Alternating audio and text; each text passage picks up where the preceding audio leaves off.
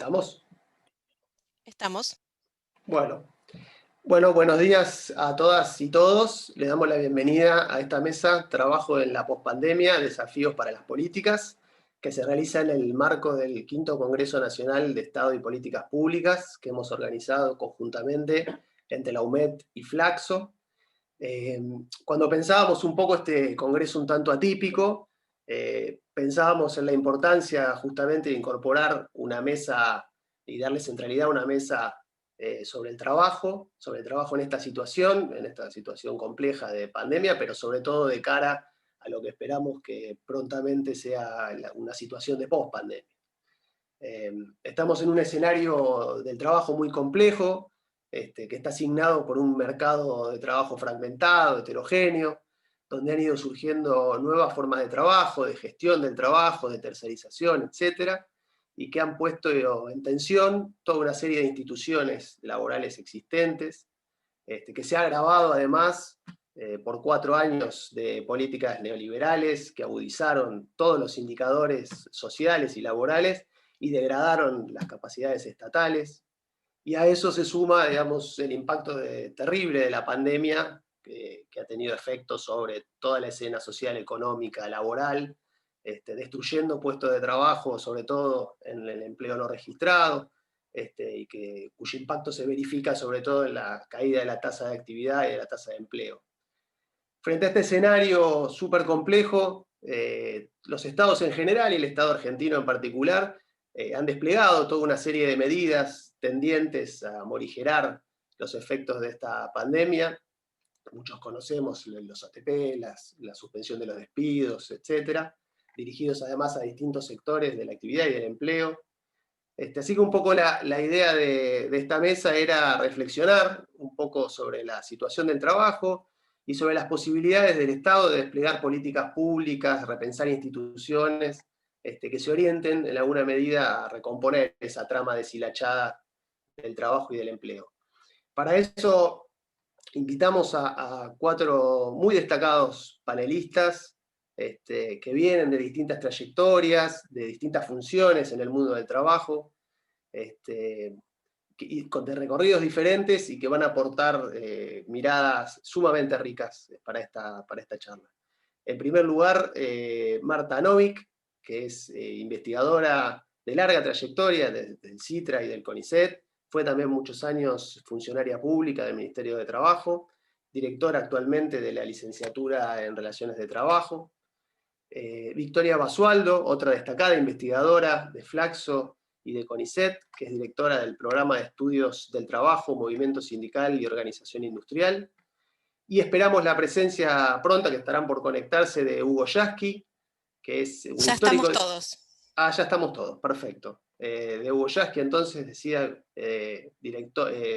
histórico dirigente gremial del sindicato docente, de la CTA, y actual diputado nacional, y de Carlos Tomada, actual embajador en México, ex ministro de Trabajo durante muchos años y director y investigador del CETIT de LIDAES. Así que un poco la dinámica, digamos, que tenemos planteada para la mesa es que los panelistas puedan dirigirnos la palabra durante unos 15-20 minutos y después dar lugar a un intercambio de preguntas, reflexiones, etcétera, que pueden ir dejando en los distintos chats, tanto del Zoom como del YouTube, que yo iré recogiendo y trasladando a los panelistas.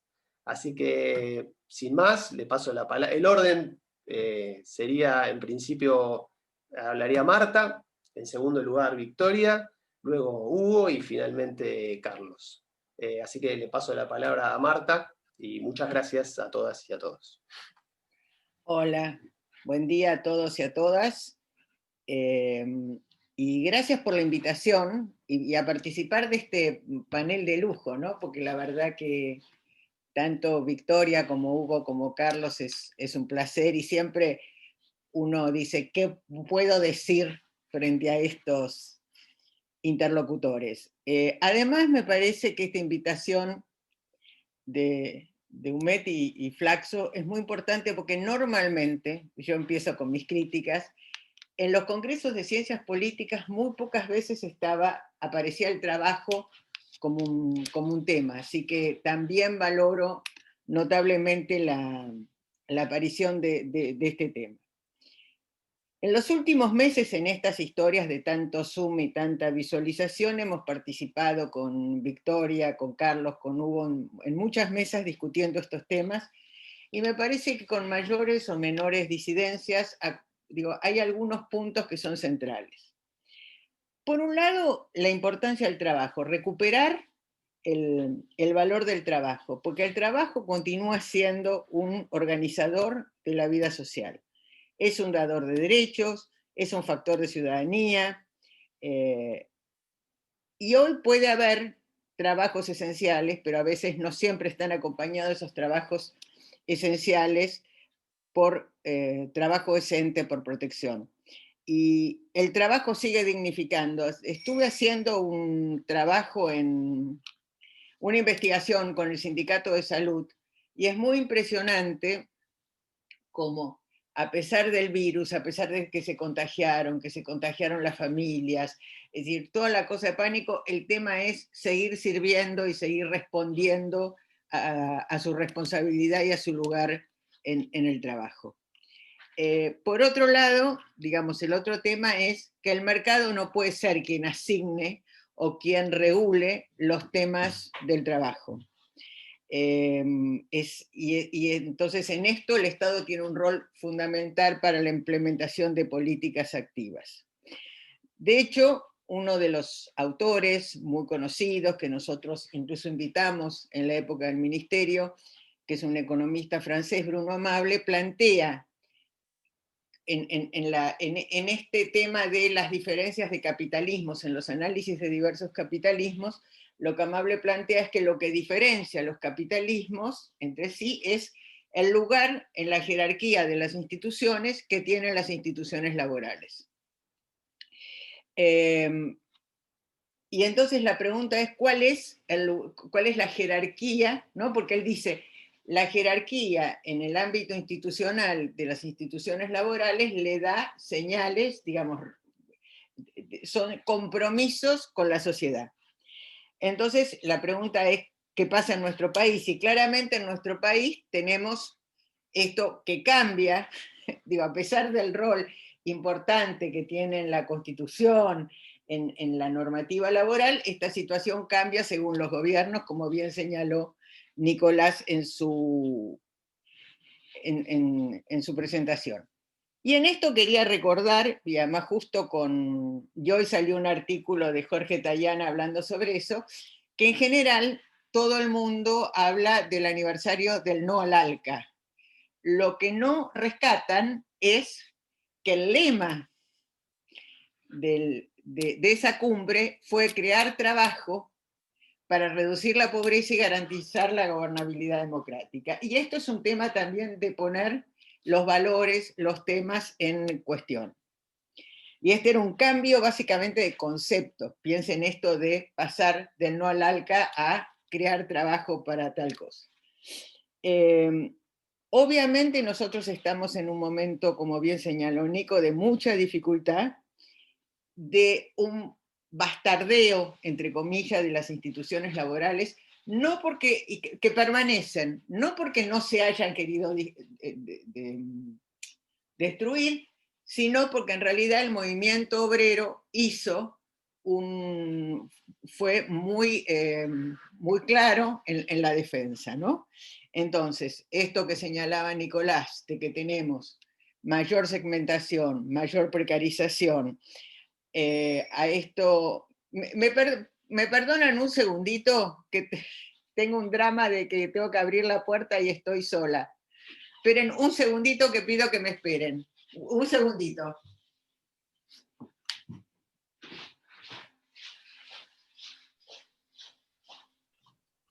La doméstica y vida laboral entrecruzadas.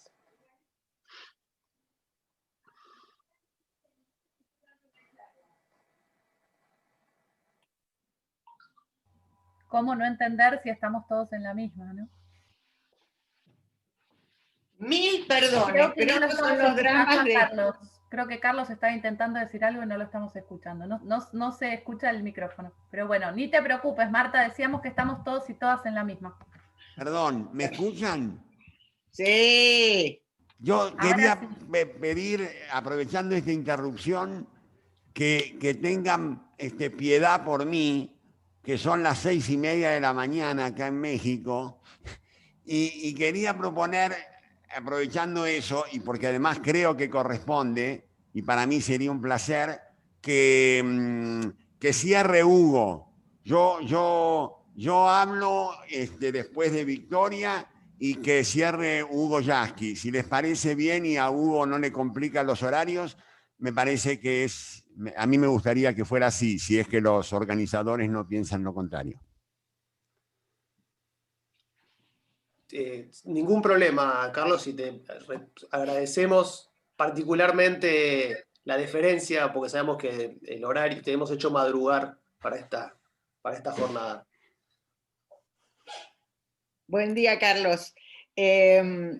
A ver, en este contexto de instituciones laborales, digo que tenemos aún con las instituciones tenemos mayor segmentación, mayor precarización, y este tema del aumento de la desigualdad y de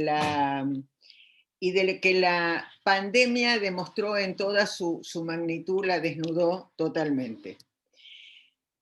Entonces, estamos en presencia en este momento de un país que se transformó radicalmente,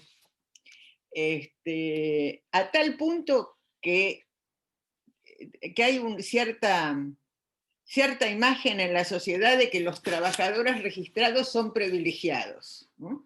De hecho, es cierto que fue el segmento donde menos cayó el empleo. Pero uno podría llegar a pensar esto, como decía Nicolás, en la situación de que hay caída en la tasa de actividad, caída en la tasa de empleo, que a mí casi eso me preocupa más que la tasa de desempleo, digamos. No es que no preocupe el desempleo, pero esta salida del mercado de trabajo de más de 2 millones de personas desde el 2015 es un tema serio, porque el problema es cómo lo recuperamos.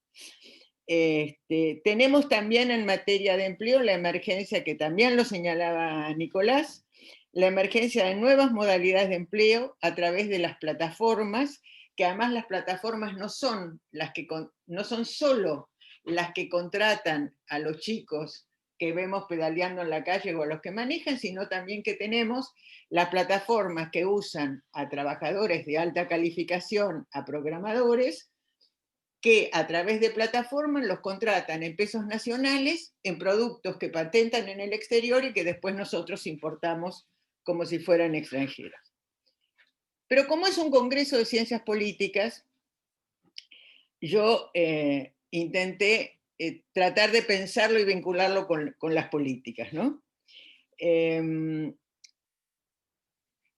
Esto que señalamos, a ver, es un tema de empleo y al mismo tiempo es un tema de un país que, como la mayoría del mundo, pero no importa, está aumentando la desigualdad. Y esto que les decía, que la pandemia la desnudó, no solo en acceso a la salud, sino en brecha digital, en educación, en vivienda, ¿no? Hasta cambiamos el concepto, hubo que cambiar el concepto de lo que era el aislamiento en las casas al aislamiento comunitario, porque no hay viviendas para que la gente pudiera realmente estar ahí. Entonces,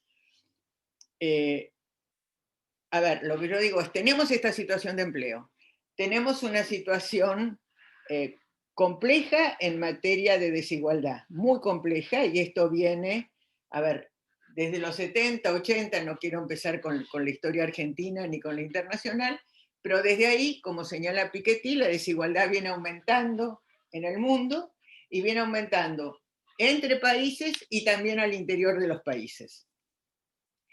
Estas tecnologías cambian de alguna forma, se modificaron productos, materiales, insumos y las modalidades de prestación de servicios, como esto que les contaba de los programadores y demás.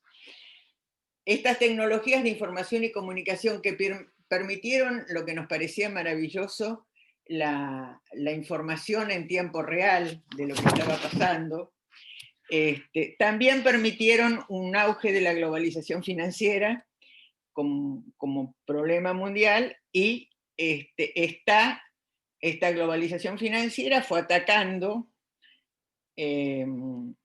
la inversión en la economía real, y además promoviendo monopolios internacionales también en materia de digitalización y de información, porque está vinculado con este tema de globalización financiera. Entonces, no voy a hacer la historia y tomar en cuenta las distintas olas de neoliberalismo, pero está claro que este tema de las instituciones laborales se empiezan a poner en cuestión en el mundo. Yo digo, a ver, en esta problemática en materia de políticas, porque estoy tratando de que pensemos en políticas, me parece que se trata de recuperar la importancia del trabajo decente, de este trabajo de derechos, de dignificación, que de alguna forma, casitas más, casitas menos, es el concepto de trabajo que había en la Constitución del 49. Lo que no tenía la Constitución del 49 es el tema de la equidad de derechos de género, porque la familia era, bueno, pero eran otras épocas, pero es interesante este tema. Entonces, ¿qué hay que hacer para recuperar el empleo? Se necesita crecer. Y detrás del crecimiento no se trata del aumento solo de la cantidad y calidad de la producción, sino de una mejora también en la situación de infraestructura digital, en la situación del acceso de la infraestructura para el acceso a bienes. A ver, yo estoy como pasando de Zoom en Zoom, porque en este mundo virtual que tuvimos últimamente, también tuvimos en la UMED y con la Universidad de Tierra del Fuego una charla con una Universidad de Relaciones Laborales de China, la Facultad de Relaciones Laborales de Pekín. Entonces, el planteo de ellos es que para crecer lo que se necesita es, por ejemplo, digitalizar la totalidad del país. Y eso tiene que estar en manos del Estado, porque la energía es un bien estratégico, ¿no? Entonces, pensemos un poco en la necesidad de estas obras fuertes de infraestructura, sobre todo en materia y además en materia de salud. ¿Qué quiere decir con esto? Algo que en la época que compartí, que fui parte del Ministerio de Tomada, es la articulación de políticas. No podemos trabajar, no son las políticas activas de empleo y formación que son necesarias, pero no son suficientes, si no se articulan con las políticas productivas, pero no solo con las productivas. Ayer, tomando este tema del RAI por distintos Zoom, en las jornadas monetarias del Banco Central, Jan Kregel planteó que cuando se habla de empleo y desigualdad, nunca se toma en cuenta el sistema financiero, y que el sistema financiero es un gran responsable de lo que pasa en materia de desigualdad y en materia de empleo, porque es quien asigna de alguna forma los recursos de lo que va a la deuda o lo que va a la gente. Porque si no se pagaran deudas, y él habla de las deudas en sentido general a los acreedores nacionales o internacionales, irían, pues se podría ir más a la gente. Y también ciencia y tecnología. Digo, a ver, les estoy resumiendo mi pasaje por estos meses de pandemia por distintos Zooms y distintas actividades, ¿no? Por ejemplo, en la Agencia de Ciencia y Tecnología se hizo una evaluación de las empresas de base tecnológica. Y entonces decían que habían funcionado muy bien, con un pequeño detalle, que el empleo que creaban lo creaban en el exterior. Entonces, si no pensamos que, no la evaluación, porque la evaluación tomaban esto, que las políticas tienen que basarse y en sostenimiento del empleo y reforzamiento del empleo y derechos, estamos en problemas. Ni que hablar con el tema de la educación, porque sabemos que con el aumento de la automación, de la digitalización, de esto que se puede llamar Industria 4.0 como querramos, hay avances tecnológicos que es necesario que la gente esté mejor formada y tenemos que pensar hacia adelante en las demandas, ¿no? Y ahí nos queda otro tema no menor, que es el tema y el auge del empleo informal. Empleo informal que fue creciendo, que también tiene su expresión en la economía popular, en las actividades de la economía popular, que no solo requieren ingresos, sino que también requieren una inclusión en trabajo digno con una sustentabilidad que debe ser ambiental y social. O sea que el desafío es muy grande. Y en materia de trabajo, no tengo las políticas por ahí son más específicas, pero planteo algunos problemas para dejarla a los demás, ya ni sé cuánto tiempo estoy hablando. Pero así como el mundo del empleo se fue segmentando, y tenemos todas estas situaciones de cuentapropias espurios, del aumento de situaciones independientes, estos nuevos modelos productivos también generaron muchas nuevas situaciones en materia de trabajo, ¿no?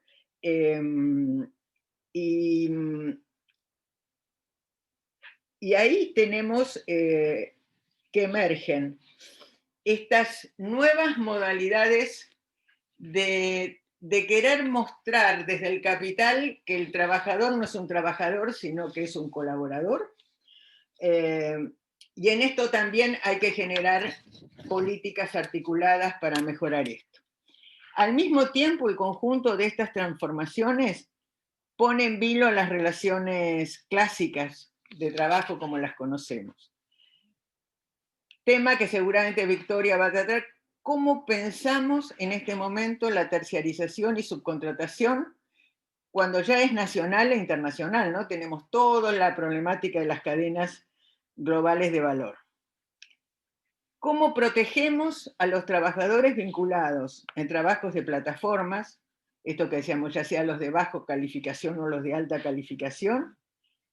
¿Y cuál es la protección que requieren? Es seguir manteniendo, y esto algunos me pueden pegar, el derecho laboral como lo conocemos, o tenemos que pensar nuevas figuras protectivas.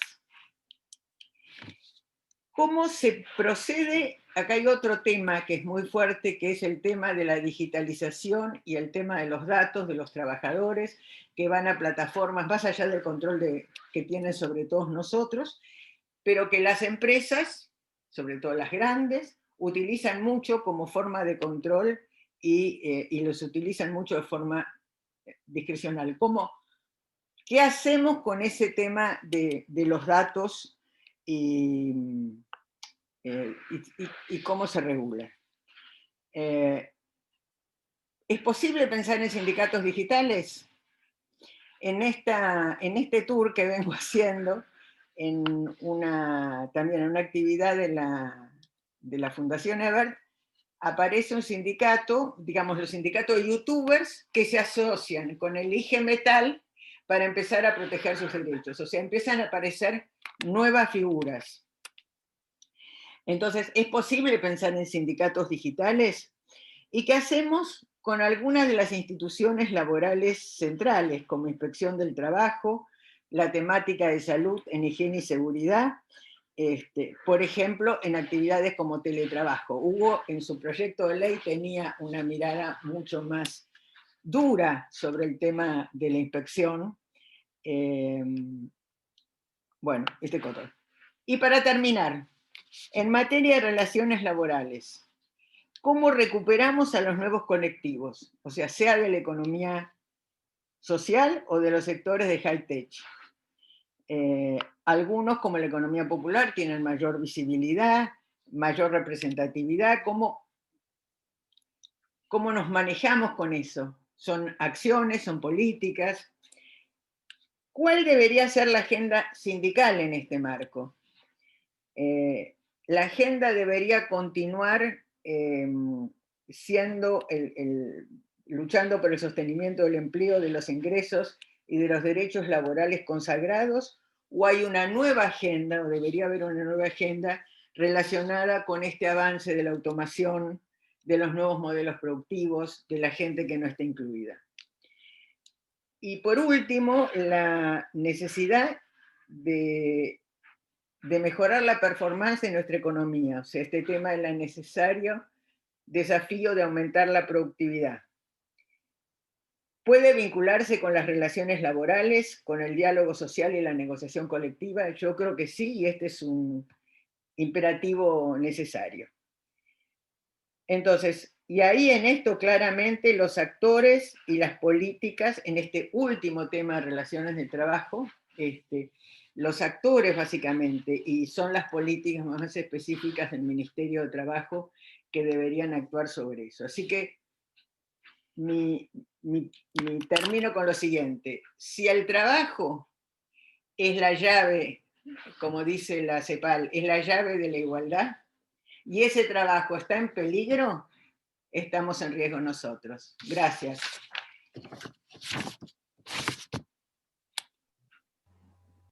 Muchísimas gracias, Marta, por todo ese panorama que describiste con tanta claridad. Victoria, te paso la palabra.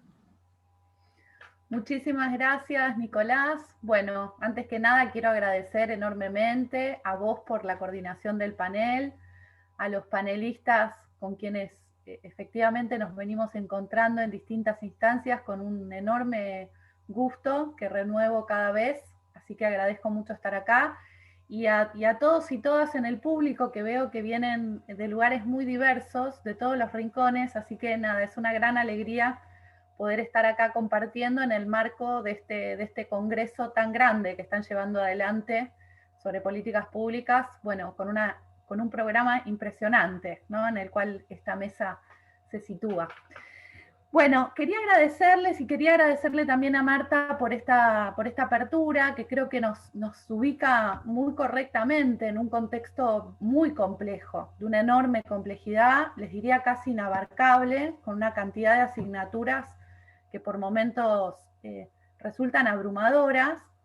Y quería iniciar mi intervención, en realidad quería focalizar mi intervención a partir de compartirles dos documentos de trabajo que hicimos sobre la marcha en estos meses, justamente en el programa que mencionaba Nicolás, en el programa Estudios del Trabajo, Movimiento Sindical y Organización Industrial del área de Economía y Tecnología de Flaxo.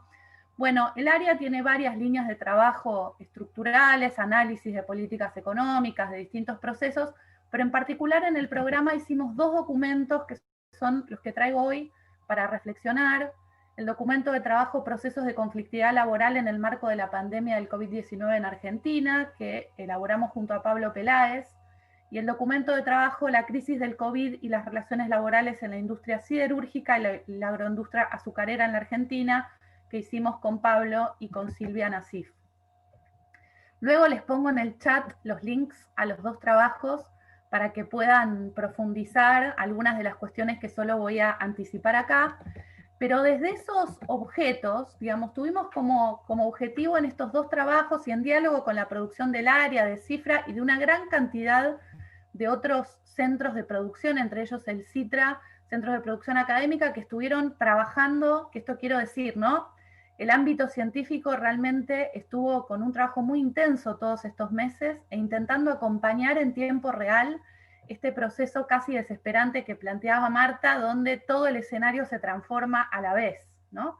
Entonces quería traer algunos de estos resultados y reflexiones y problemáticas que me parece que, si bien partiendo de puntos específicos, y por eso agradezco tanto que Marta haya abierto primero todo este gran arco de cuestiones, me parece que vuelven a ese arco de cuestiones que planteaba Marta, ¿no? El trabajo de conflictividad en realidad busca visibilizar una cuestión muy importante, que es que, por un lado, Nicolás se refería muy adecuadamente a las políticas públicas para mitigar los efectos de la pandemia y a esta batería de políticas que se desarrolló, tanto para apuntalar los ingresos de los sectores más vulnerables como para sostener algunas actividades económicas, y que incluye además la discusión del impuesto a las grandes fortunas, discusión sobre cómo financiar, quién financia los costos de esta crisis. Pero este trabajo sobre conflictividad permitía justamente retomar a otros protagonistas de esta etapa, que son los sectores empresariales, ¿no? Y desde allí permitía reconstruir cómo hubo una ofensiva empresarial desde el comienzo, desde esos 1.450 despidos producidos por el grupo Techint, que tuvieron una respuesta estatal muy contundente, no solo respecto a la cuestión específica, sino al decreto prohibiendo los despidos y las suspensiones. Y me parece que el trabajo ilumina la existencia de recursos en la Argentina en términos de organización sindical, de reacción y de puesta de límites, que realmente marcan un camino hacia adelante y que creo que iluminan por dónde hay que seguir, ¿no? Y al mismo tiempo exhiben algunas cuestiones, sacamos en ese trabajo algunas cuestiones que quería compartir, que creo que trascienden al estudio de los distintos ciclos de conflictividad, que por supuesto, bueno, les sintetizo, tuvieron como objeto primero la definición de tareas esenciales y no esenciales. Trabajadores y trabajadoras discutieron qué es esencial y qué no. ¿Es necesario que vayamos a producir snacks en el medio de una pandemia? ¿Eso es una tarea esencial o no? ¿Y en qué sentido? ¿No? Y por otro lado discutieron condiciones de trabajo, discutieron cuáles son las protecciones necesarias para salir a trabajar en un contexto de aislamiento obligatorio, discutieron los recortes salariales que se impusieron o se quisieron imponer, en algunos casos se impusieron en muchas actividades, discutieron los despidos y las suspensiones. Entonces lo primero que quiero destacar es que hay como un ruido sordo en el medio de esta situación de pandemia que es muy invisible porque, a diferencia de lo que sucede en un momento habitual, perdimos como trabajadores y trabajadoras la capacidad de movilización en las calles.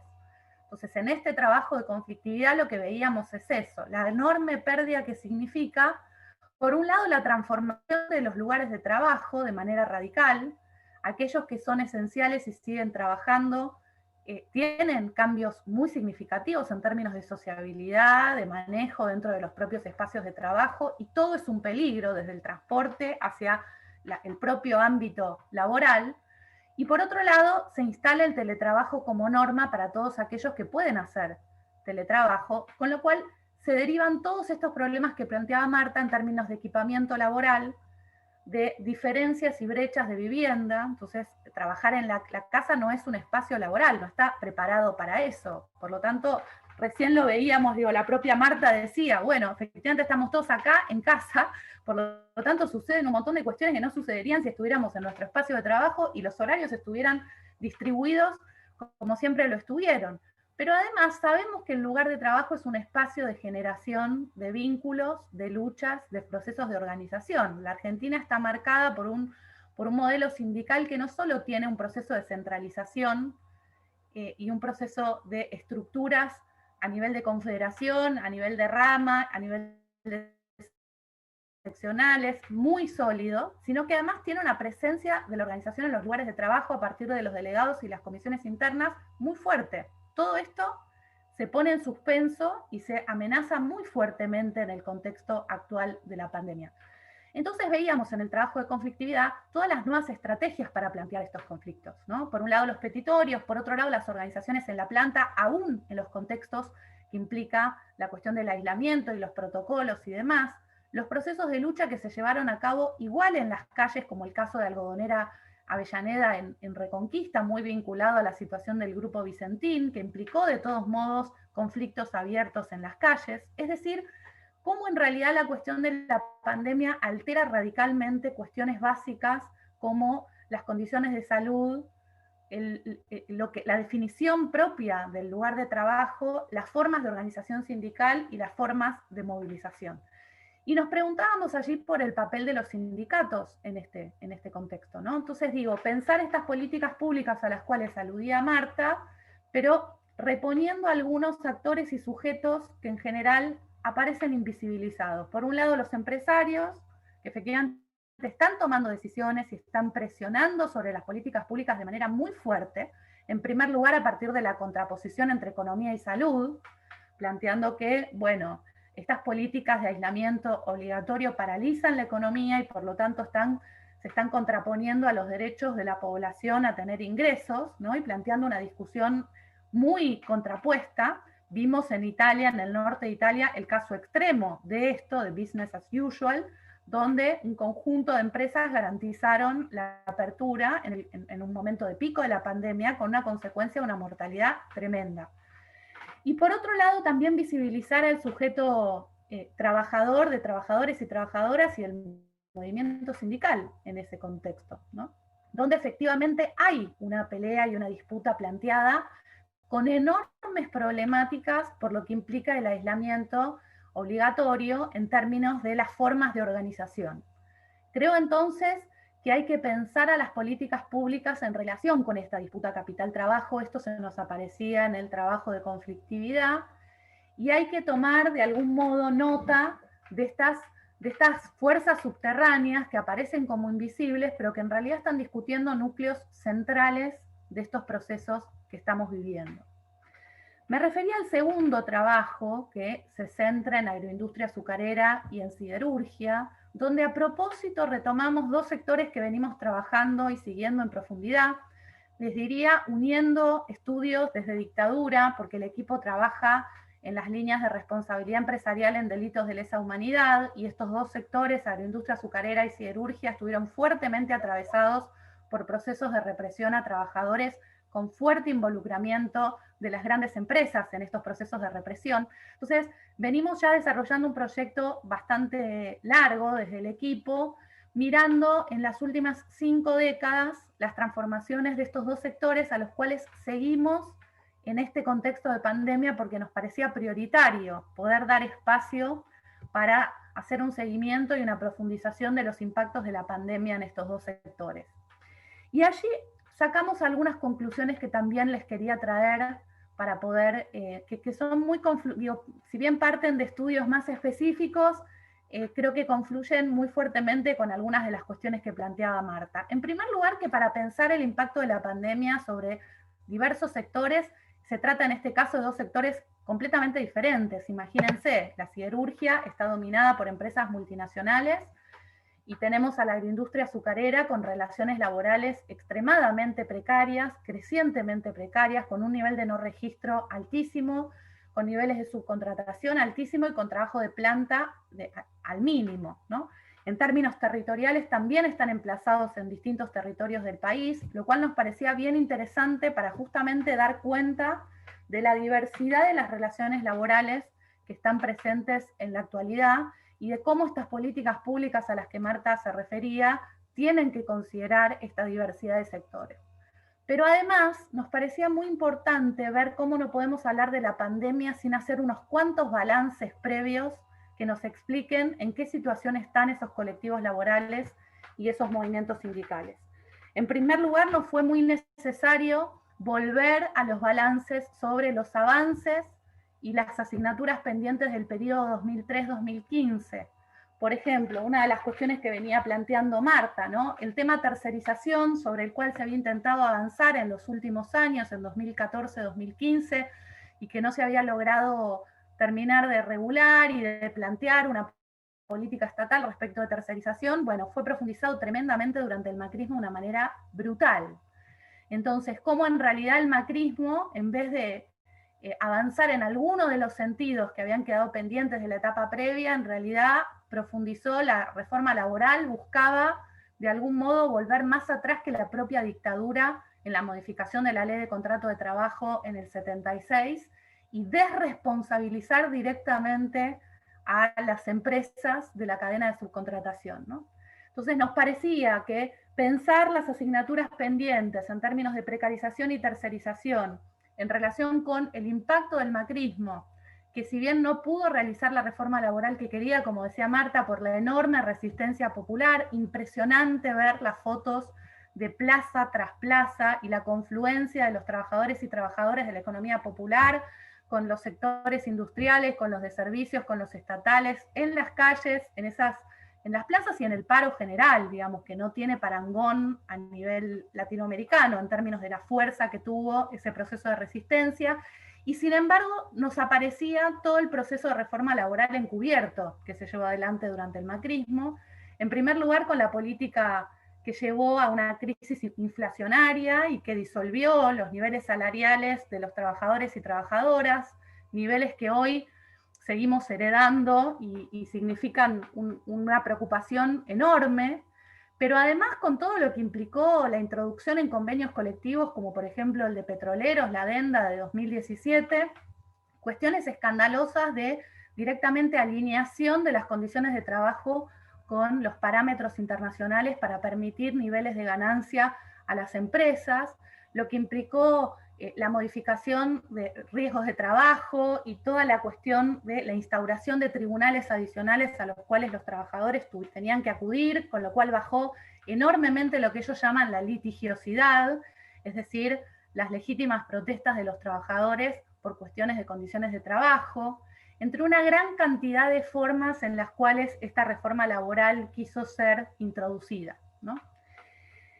Y por otro lado nos aparecía tanto en agroindustria azucarera como en siderurgia este cambio tecnológico del que habla Marta, que es una agenda central en la actualidad. No podemos dejar de hablar de la transformación global en todos estos sentidos, no solo en la industria, sino en servicios.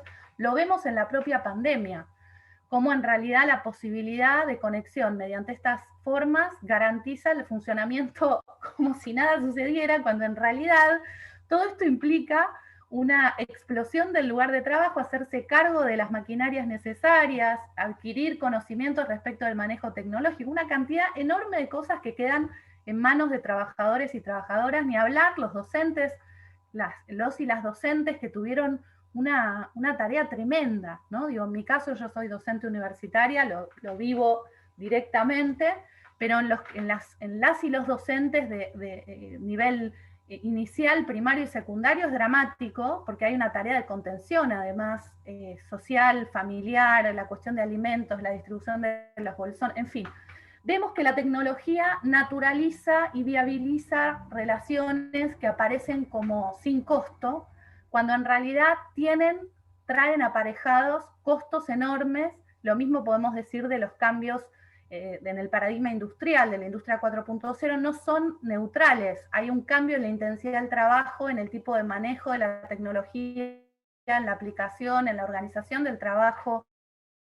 En fin, estamos siendo, si ustedes quieren, intervenidos desde muchos lugares en términos del cambio tecnológico.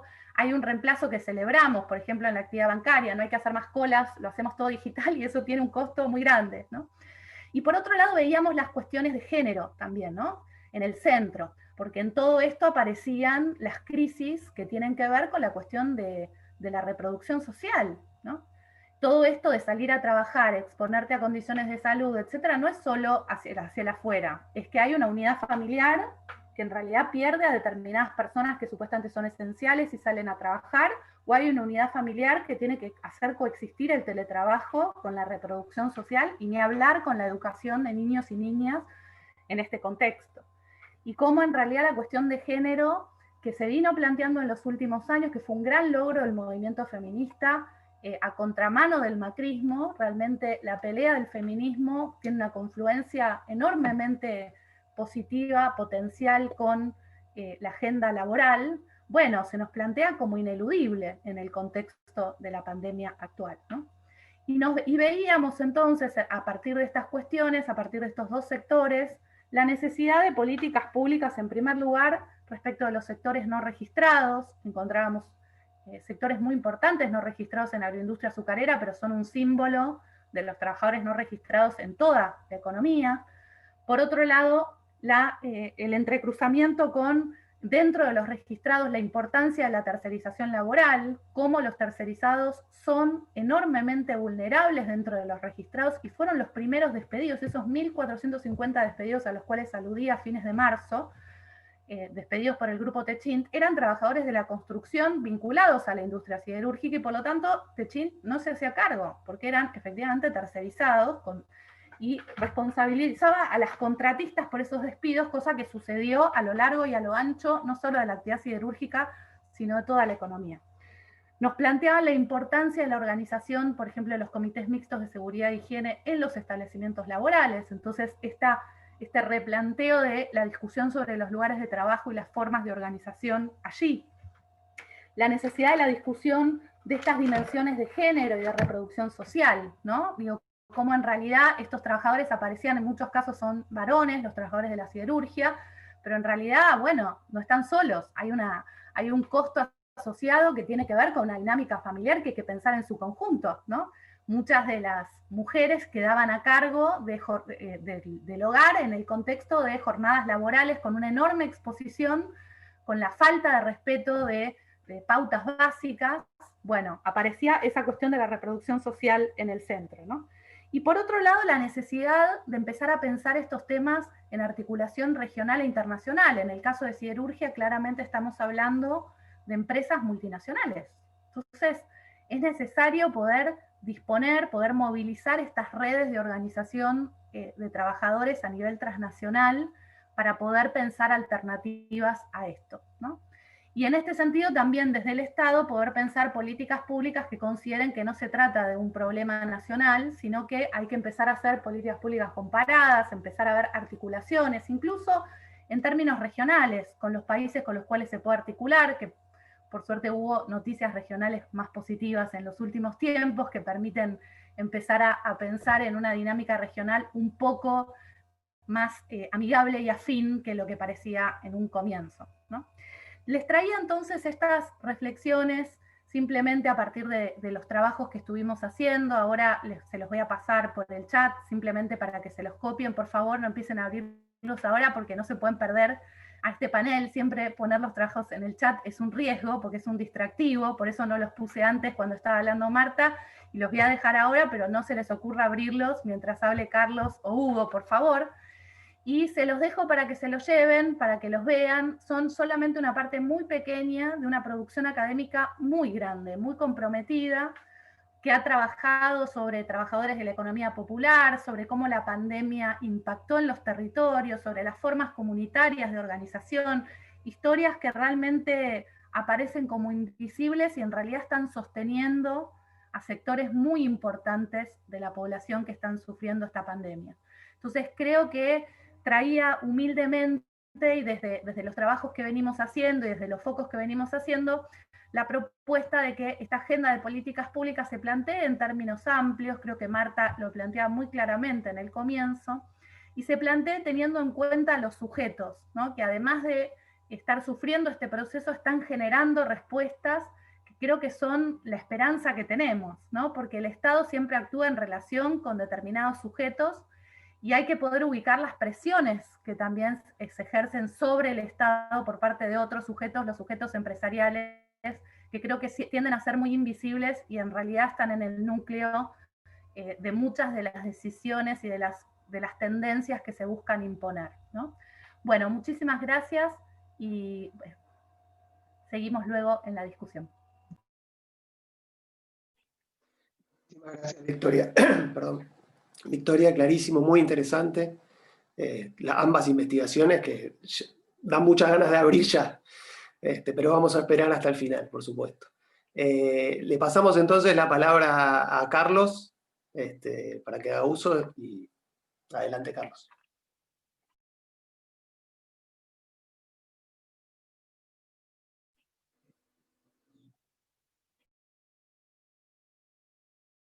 Carlos, ¿estás silenciado? Por favor, prende tu micrófono. ¿Se escucha bien ahora? Perfecto. Bueno, buenos días. Linda mañana para todos. Bueno, mientras leen las investigaciones de Victoria, yo voy a tratar de apuntar algunas cositas. Bueno, primero agradecer a los organizadores, a Flaxo, a la posibilidad de compartir con Hugo, con Marta, con Victoria este panel. Yo no me canso. Digo, por mí pueden hacer 40 más, que con semejante compañía uno se anima a cualquier cosa. Tanto que me voy a animar a decir algunas cosas que por ahí no es usual. En segundo lugar, perdónenme, pero veo acá en esta cantidad de gente tan numerosa, a gente del CETIT, a Beatriz Capelletti, a Matías Maito, queridos a Tania Rodríguez, a Lila Yacht. Bueno, les mando un saludo, no los veo tan seguido como antes y quería aprovechar para saludarlos. Marta Scarpato, un abrazo enorme. Yo, como siempre en estas intervenciones, y porque además en esta oportunidad tiene que ver con el desarrollo de algunas reflexiones que quiero compartir, empiezo por rendir un homenaje a los trabajadores de la salud y a todos aquellos que han venido poniendo el cuerpo para cuidar nuestra vida. Durante todos estos meses en el mundo, pero en la Argentina, millones y millones de trabajadoras y trabajadores se han levantado toda la mañana para resolver nuestros problemas, proveer a nuestras necesidades. No ha sido gratis, precisamente, y muchos han dejado la vida en este tremendo esfuerzo que creo pertinente siempre recordar. Y porque creo que condiciona algunas reflexiones que hacemos.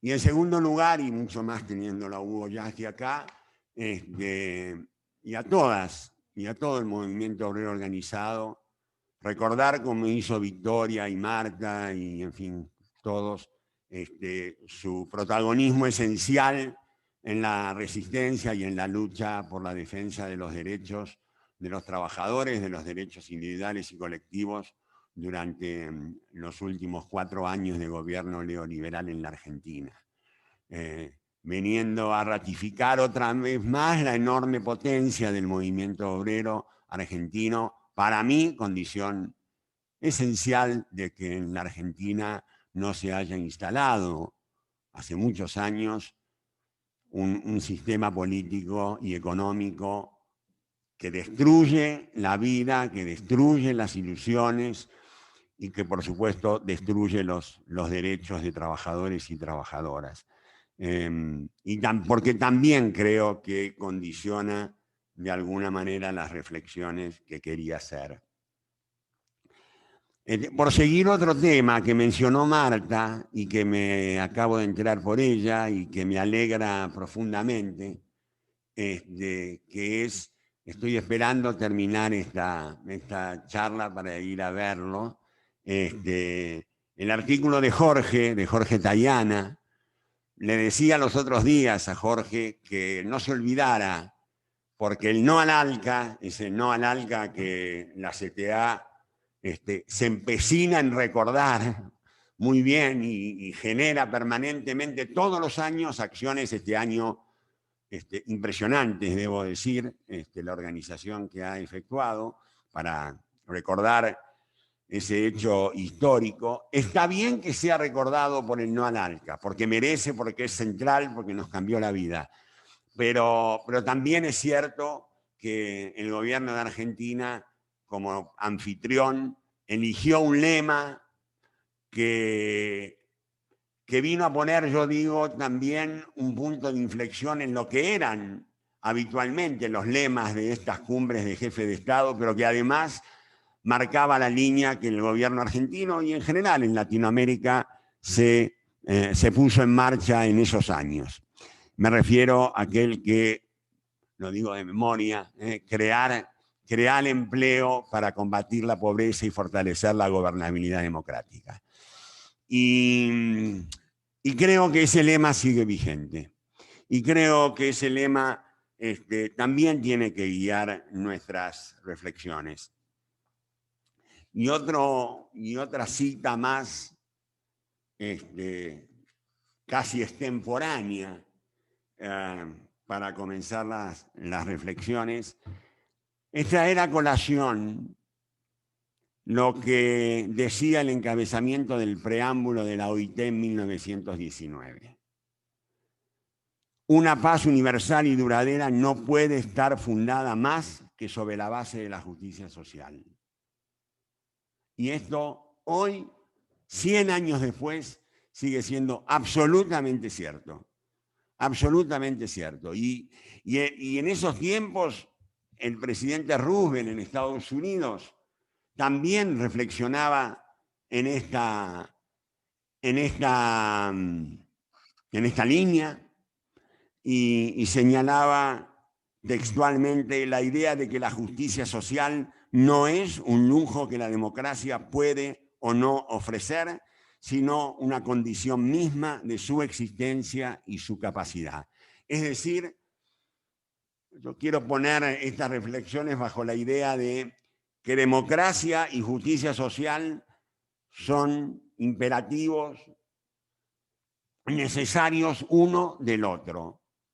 Y parece como aventurado, o por lo menos lejano de la realidad, reflexionar sobre esto, y yo quisiera hacerlo, no porque uno piense que en términos inmediatos o que la relación de fuerzas da exactamente como para hacer alguna de las cosas que estamos pensando y proponiendo, pero creo que, porque además no soy un optimista empedernido sobre la salida de la pospandemia. Más bien soy un pesimista voluntarioso, digamos, más bien pienso que si no hacemos cosas, todo va a ser igual que antes. Y no quiero, y mucho más en este ámbito, privarme de la posibilidad de que pensemos algo más, que vayamos un poco más allá de las posibilidades reales. Lo digo porque yo, a pesar de estar ahora en México, o por estar en México, sé y comprendo las restricciones y limitaciones que puede haber en precisamente la relación de fuerzas. Sin lugar a duda, no se me escapa. He sido ministro de Trabajo y sé las posibilidades y hasta dónde se pueden estirar a veces los avances. Pero, digo, me parece que deberíamos pensar algo más. Sobre todo porque, bueno, como dijo Marta, el trabajo está siendo revalorizado. Nos hicieron creer durante mucho tiempo que era el mundo financiero quien condicionaba todo, y si tocábamos el mundo de las finanzas, si reglamentábamos el funcionamiento, si suprimíamos o pretendíamos suprimir las guaridas fiscales, se caía el mundo. A pesar de que, cuando, quiero recordar, yo acompañaba a Cristina, a la presidenta, a las reuniones del G20, y Marta también lo recordará, hubo un tiempo donde hasta el propio Sarkozy nos corría por izquierda y decía que había que cerrar los paraísos fiscales y había que regular el mercado financiero. Todos sabemos que finalmente salvaron a los bancos, y lo único que quedaron de resultado concreto de la crisis 2008-2009 fueron millones y millones de desocupados en el mundo. Entonces, me parece que eso nos habilita a ser un poquito menos inocentes y entender y saber, como lo sabemos, que esta crisis ha demostrado que los trabajadores y las trabajadoras y el trabajo son fundamentales. Cuando no hay trabajo, todo se derrumba. Cuando hay trabajo, no hay producción, no hay consumo, no pasa nada. Entonces, yo creo, y de verdad lo digo, juntando esto con el homenaje del principio, que aquellos trabajos que fueron considerados esenciales, pero muchos otros, digo, los esenciales, transporte, bueno, salud, pero otros, los trabajadores agrarios, la distribución, todo lo que tuvo que ver con la distribución y con el transporte, en fin, todo ese mundo del trabajo, partiendo de ellos, tiene que ser compensado.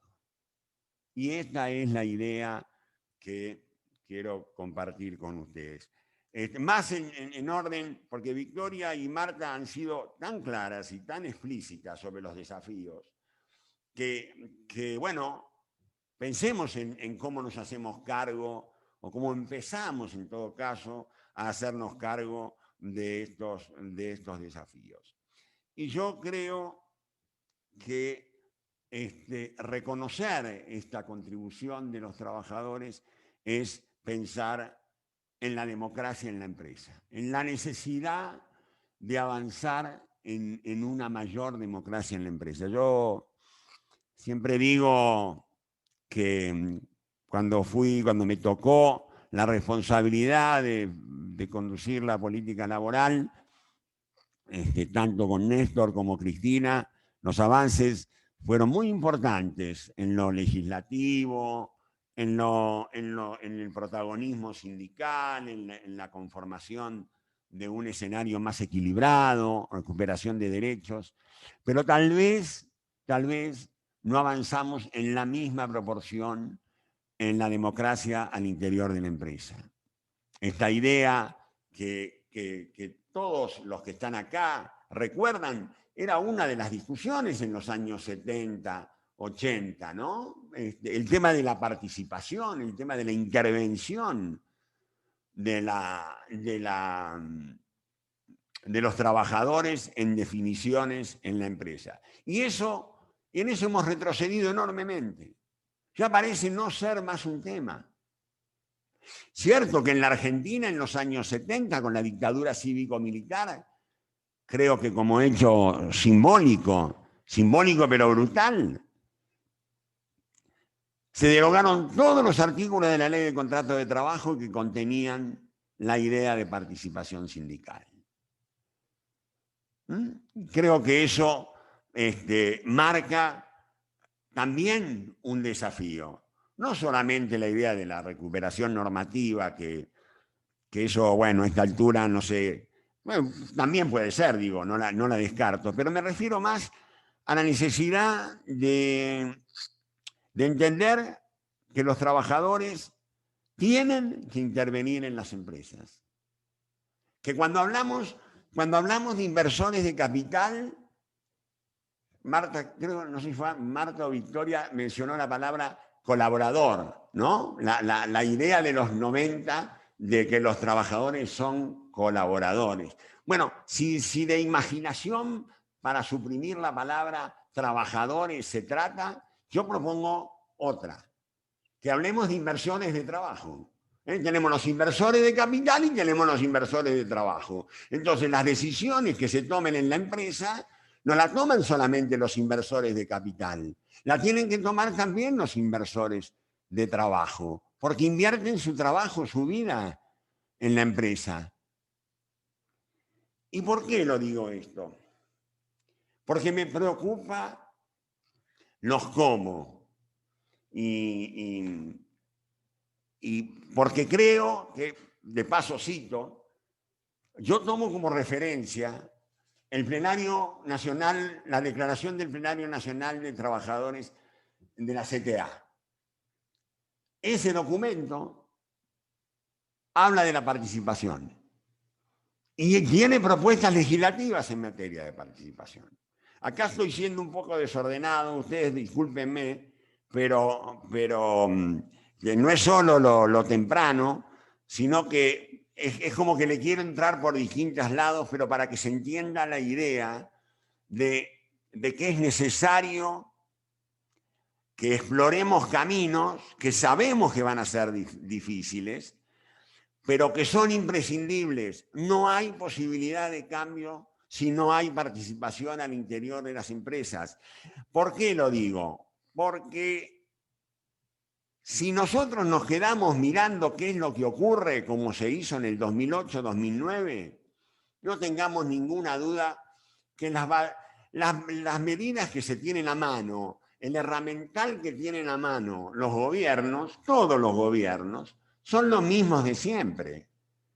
Nosotros lo que tenemos que trabajar y proponer es un herramental distinto para darle la posibilidad a los gobiernos que quieren entrar por otro lado, que comprenden la importancia del trabajo, que, como por ejemplo el gobierno de Alberto Fernández, que comprende la importancia del trabajo, que entiende que los trabajadores tienen un protagonismo, que saben que la economía se va a recuperar a partir del salario, a partir del consumo, a través del trabajo, a través de la protección social extendida, porque eso es lo que va a dinamizar la economía del país, cuenten con otros, con la posibilidad de utilizar otras herramientas que no sean siempre las mismas que hacen hincapié en la cuestión financiera, en la cuestión macro, que por supuesto es importante, pero que no puede ser lo único por aquello de la coordinación de políticas que también mencionaba Marta. Yo creo que, por ejemplo, ya todos han hablado, y yo lo voy a mencionar también, por ejemplo, una de las vías es los comités mixtos de salud y seguridad. Creo que es absolutamente imprescindible que en la Argentina ese instrumento de participación en este tiempo, donde la crisis sanitaria es determinante, se pongan en marcha. Ha costado mucho. La ley en la provincia de Buenos Aires está sancionada desde el 2015 y no se ha podido avanzar. Es necesario avanzar en la conformación de estos comités, porque nadie, más que los trabajadores, tiene tan claro cuáles son las necesidades inmediatas en la materia. Y pongo la centralidad ahí porque creo que es uno de los mecanismos para empezar a mover el tema de la participación.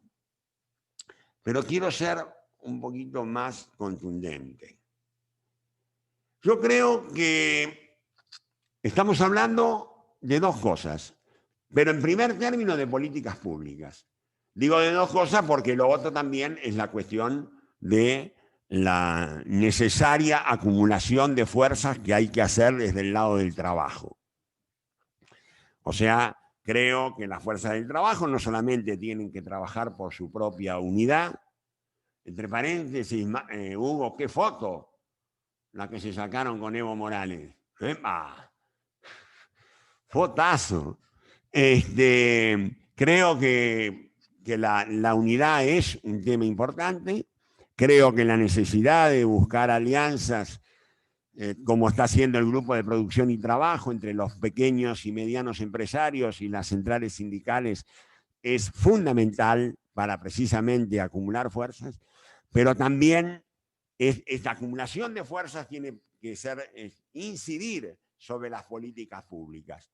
Y en ese sentido, podríamos reflexionar alrededor de la necesidad de que el Estado, a la hora de seguir sosteniendo los salarios y el empleo en la Argentina, piense en la necesidad de poner condicionalidades.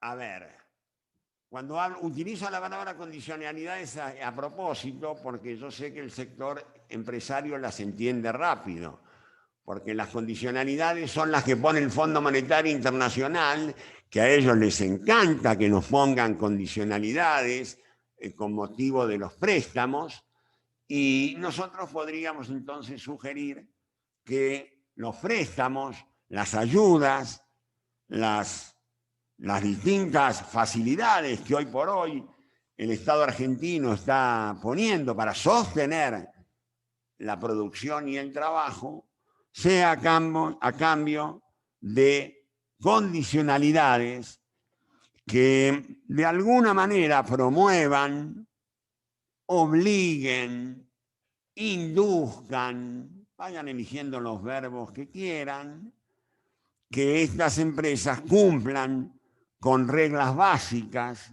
que tienen que ver no solamente con la democracia, sino también con la convivencia social.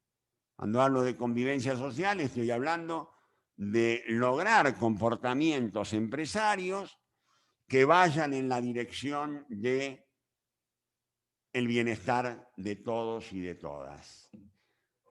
Con perdón de la palabra bienestar, porque me dijeron que no se usa más, pero bueno, podemos insistir en ella. Lo que estoy diciendo, para ser más concreto, es que este esfuerzo de los fondos fiscales, que es que es el más grande que la Argentina haya hecho, que un gobierno argentino haya hecho en apoyo del sector privado, debe tener como contrapartida, por ejemplo, compromisos en materia medioambiental, compromisos en materia de políticas de empresa que ayuden a la participación, compromiso en empezar a entender que la empresa es un ámbito de intereses comunes, donde todos tienen que participar, compromisos modestos a lo mejor a veces, pero en dirección a cambios de estrategias empresarias. Yo creo que esto hoy parece difícil, pero me parece que deberíamos darle un lugar. Yo dije lo de los comités mixtos como uno de los ámbitos especiales, y me quisiera, para ir terminando, referir un poco más al tema de la participación.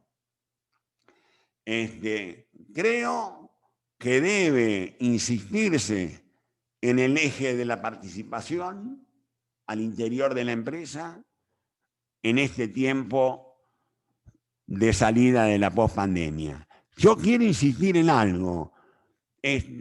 Si no tenemos propuestas alternativas, sólidas, fundadas, expuestas en estos ámbitos y en tantos otros, para ir generando alternativas y otras posibilidades, no soy optimista, no tengo por qué serlo.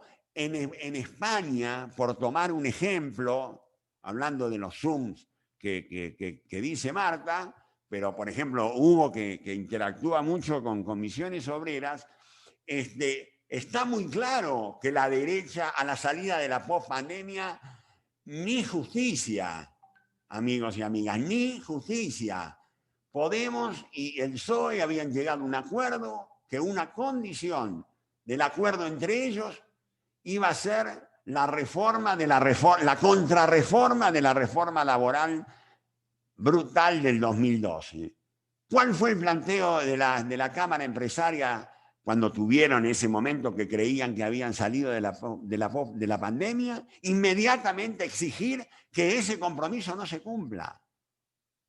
Se reunieron la COE, que no es fácil reunirla porque es una cámara que involucra a todos los empresarios españoles, y establecieron como una condición del gobierno de Pedro Sánchez, en su alianza con Podemos, que no cumplieran esa parte de los compromisos que habían firmado entre ellos.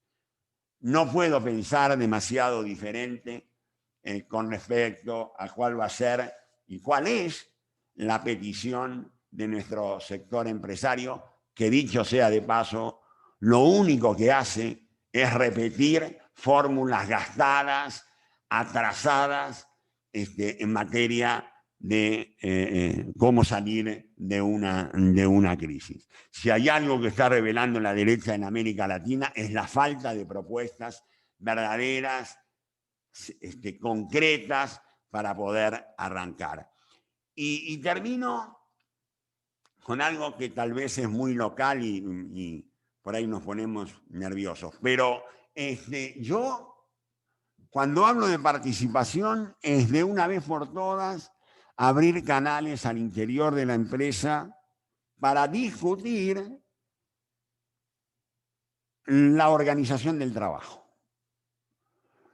Desde el año 75 que en la Argentina no se discute la organización del trabajo en los convenios. No es cierto que los convenios son del siglo XX, como decía algún presidente en la Argentina, y que bregaba por convenios del siglo XXI. Yo a los que bregan por los convenios del siglo XXI les digo que si quieren modernidad, yo tengo unas ideas modernas de la Gran Siete, ¿eh? Pero no sabés qué modernas. Por ejemplo, que en todas las paritarias participen sentadas en la mesa de discusión las mujeres, no solamente en la conducción de los sindicatos, en la mesa de negociación. Tengo una idea muy moderna que habla de la participación en las utilidades o en las ganancias. Podría ser eso también muy moderno.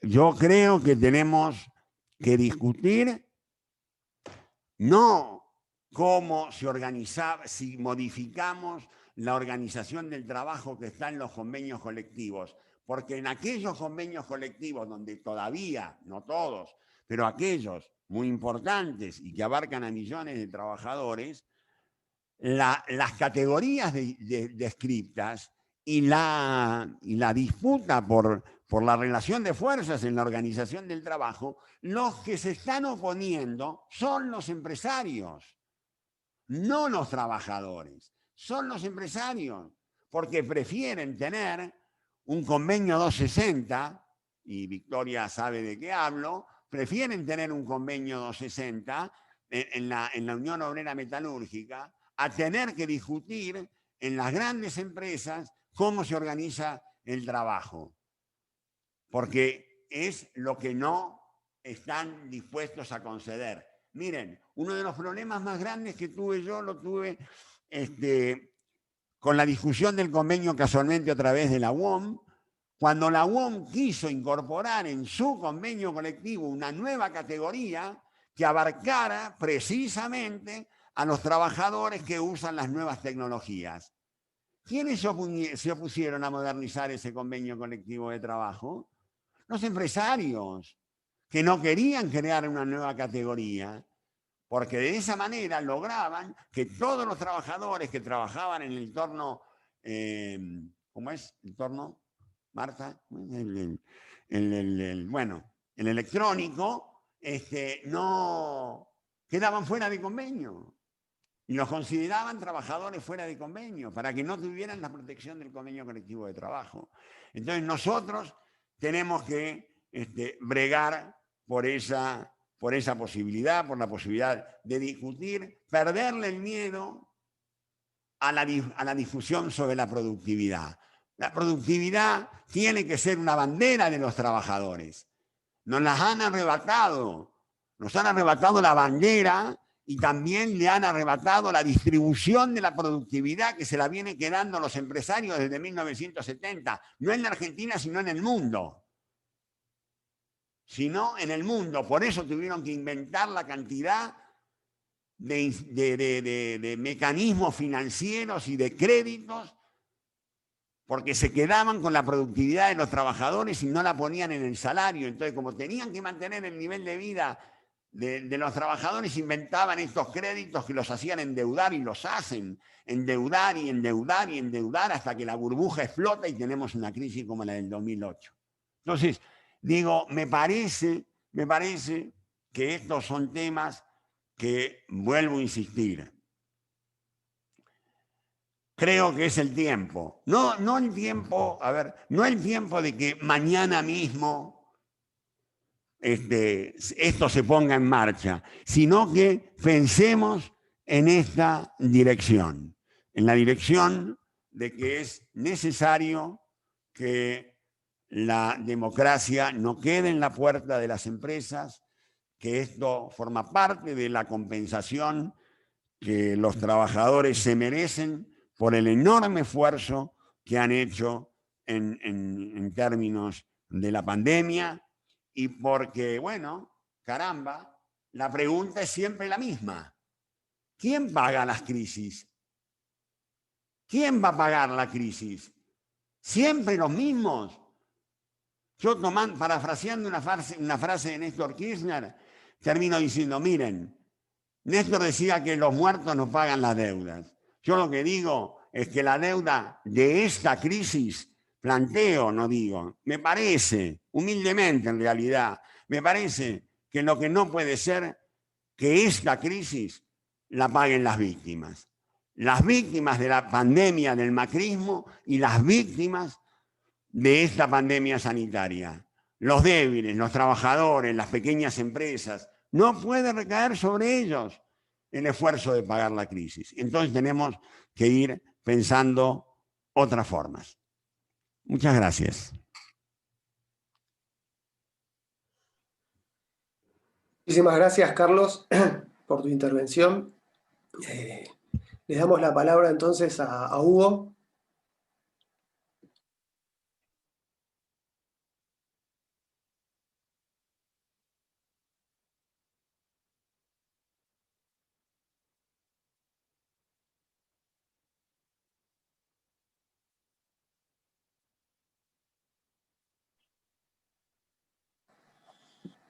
Ahí está. Buen día. ¿Me están escuchando ahora? Bárbaro. Bueno, agradecer la invitación. La verdad que está siendo una mañana magnífica. Los saludo a la distancia. A Carlos, a Marta, a Victoria y a tantos amigos y amigas que he visto chateando, así que un abrazo a todos ellos.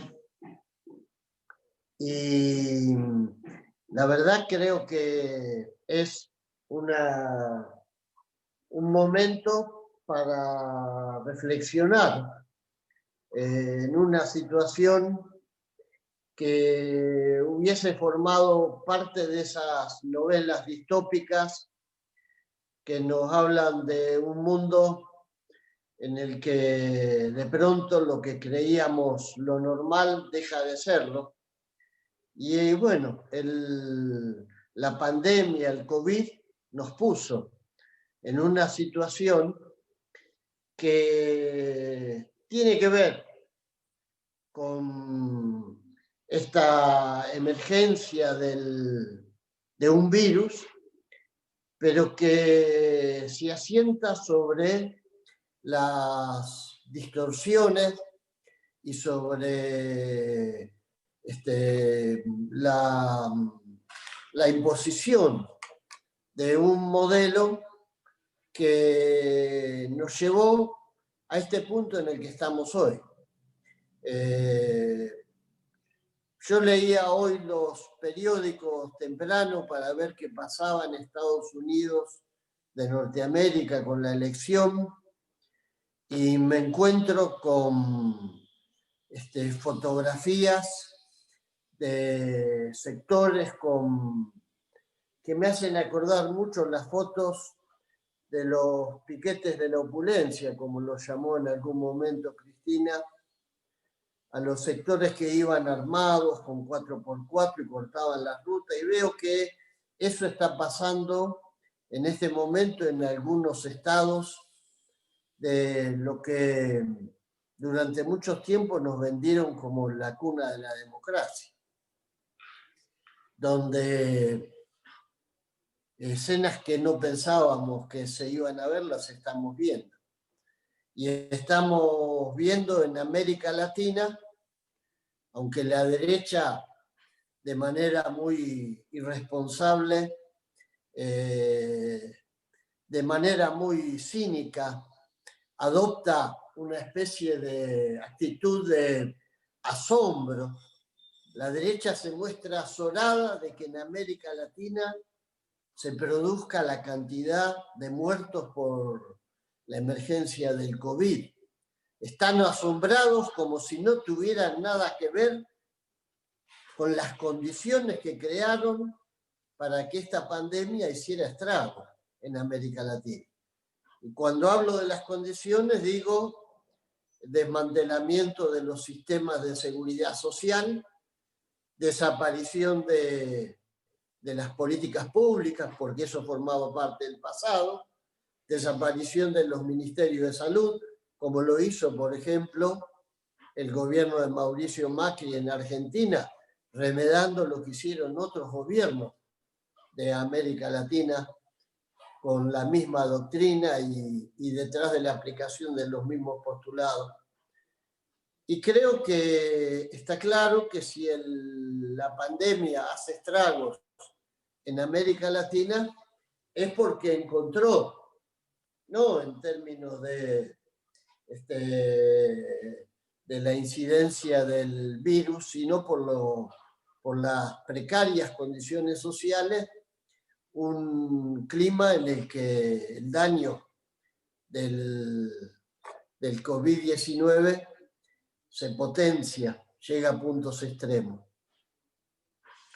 La verdad que me enriquece mucho y nos brinda muchos elementos las intervenciones, las 3 intervenciones anteriores. Creo que los aportes de Carlos, de Victoria, de Marta, realmente tienen que servir para tratar de encontrar caminos en este presente tan contradictorio, porque a la vez que enfrentamos una situación en la que se nos plantea la extrema precariedad, la indefensión de los sectores que han sido excluidos del derecho al trabajo formal, a la vez que vemos cómo crece la miseria y la desigualdad, vemos también cómo, en el caso de Bolivia, en el caso de Chile, los pueblos, con su movilización, con su entrega, con su lucha, van recuperando el derecho a vivir en países con más democracia, con más respeto por los humildes, con más justicia social. Ayer, es verdad, estuvimos con Evo Morales, nos invitó para despedirse del movimiento sindical de la Argentina, porque en estos días vuelve a Bolivia, y cuando se cumpla exactamente un año de la noche en que estaba tratando de obtener la posibilidad de ese vuelo, en el que, hay que decirlo, tuvo un papel muy importante Alberto Fernández, el vuelo que lo saca vivo a Evo de Bolivia, porque evidentemente había decisión de matarlo a Evo. El vuelo que lo saca vivo fue, o va a ser, en pocos días más, se va a cumplir un año. Cuando se cumpla un año en ese mismo lugar, en Chimboret, Evo Morales va a estar haciendo un acto multitudinario con ese pueblo que lo rodeó y lo protegió para que pudiera salir de Bolivia. Es decir, en un año los bolivianos lograron sacarse del cuello el lazo de la dictadura y van a volver a tener un gobierno democrático. Nos parecía una proeza los 4 años que nos llevó a nosotros poder derrotar al macrismo.